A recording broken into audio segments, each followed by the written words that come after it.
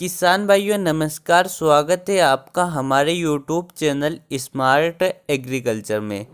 आज के इस वीडियो में हम प्याज की खेती में 3 ज़रूरी काम के बारे में बात करेंगे जिनके ऊपर प्याज की पैदावार सबसे ज़्यादा डिपेंड होती है।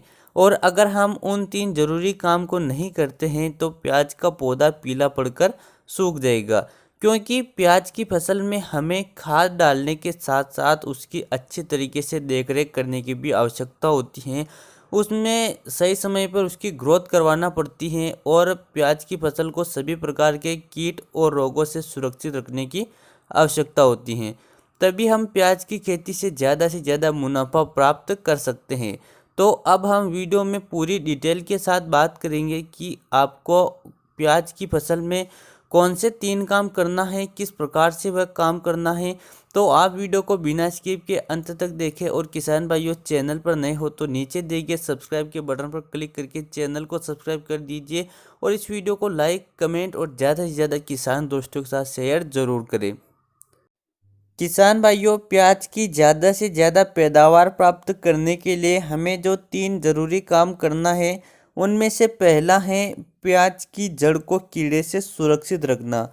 प्याज की जड़ में एक सफ़ेद रंग का कीड़ा लगता है जो पौधे की ग्रोथ को रोक देता है। जड़ का विकास पूरी तरीके से रुक जाता है और पौधे में पीलापन आना शुरू हो जाता है।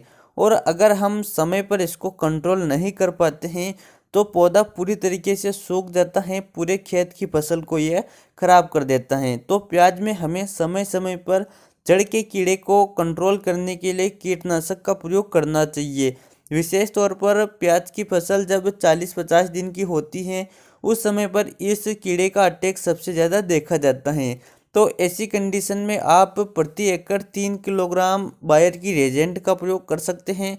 या फिर आप जब सिंचाई करते हैं तब 1 एकड़ में 1 लीटर क्लोरपाइरीपास 50% पानी के साथ चला दीजिए, जिससे जड़ में अगर कीड़ा लग रहा है तो वह खत्म हो जाएगा और अगर नहीं लग रहा है तो आगे भी उससे सुरक्षा हमें प्रदान हो जाएगी। उसके अलावा दूसरा जो काम करना है वह है फंगस को कंट्रोल करना। फंगस पौधे की पत्तियों पर भी लगती हैं और जड़ में भी लग सकती हैं। फंगस लगने के कारण पत्ते मुरझाने लगते हैं, पौधे सूखने लगते हैं, पौधे में पीलापन आ जाता है। और किसान भाइयों फंगस को कंट्रोल नहीं करते हैं तो यह हमारी पैदावार को 40 से 50% तक कम कर देती हैं। तो इसके लिए आपको सबसे बेस्ट फंगीसाइड का प्रयोग करना चाहिए। तो हमने कीटाजिन 48 सीसी का प्रयोग किया है, उसका हमें काफ़ी शानदार रिजल्ट मिला है। तो आप चाहे तो पीआई कीटाजिन का प्रयोग कर सकते हैं या फिर आप सीएम 75 के रूप में यूपीएल की साब का प्रयोग भी कर सकते हैं।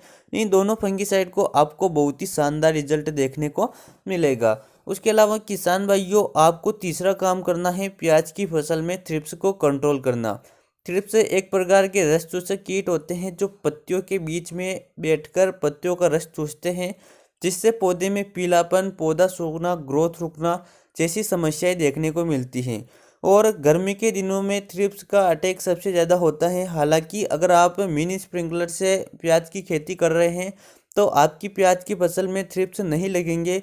लेकिन अगर आप सामान्य तरीके से प्याज की खेती कर रहे हैं तो आपको थ्रिप्स के लिए कीटनाशकों का प्रयोग करना बहुत ही ज़्यादा ज़रूरी है। अब बात आती है थ्रिप्स के लिए कौन सी कीटनाशक बताए, तो मैं आपको टॉप 4 कीटनाशक प्रयोग बताता हूँ जिनका प्रयोग आप प्याज की फसल में करोगे तो यह थ्रिप्स को आसानी से कंट्रोल कर लेंगे।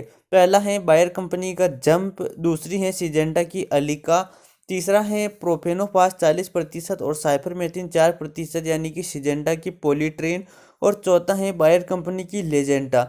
इन चारों कीटनाशक में से किसी एक का अगर आप प्रयोग करते हैं या फिर आप गार्डा के पुलिस का भी प्रयोग कर सकते हैं।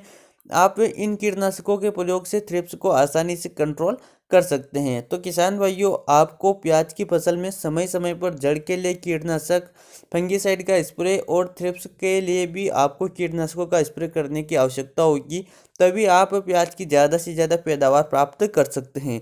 तो आपको यह वीडियो कैसा लगा कमेंट करके ज़रूर बताइएगा। किसान भाइयों चलिए मिलते हैं अगले वीडियो में। जय जवान जय किसान।